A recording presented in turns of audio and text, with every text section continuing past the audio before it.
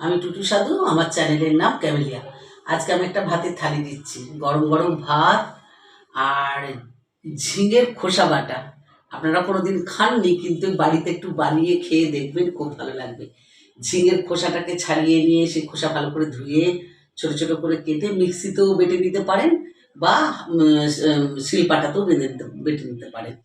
তা ওর মধ্যে কাঁচা লঙ্কা, যারা একটু খায় কাঁচা লঙ্কা, ওটা দিলে ভালো হয়। কাঁচা লঙ্কা দেবেন, একটু সাদা সর্ষে দেবেন, সর্ষের তেল, নুন দিয়ে ঝিঙে খোসা বাটা, আলু ভাজা, বেগুন ভাজা, আর ঝিঙে আলু পেঁয়াজ দিয়ে পোস্ত, আর ইলিশ মাছ দিয়ে, বেগুন দিয়ে, আলু দিয়ে একটা পাতলা করে কালো জিরে ফোড়ন দিয়ে ঝোল, আর ইলিশ মাছের পাতুরি।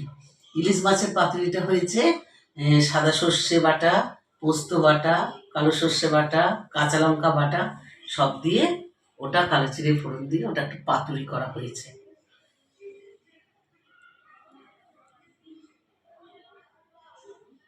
মাছগুলো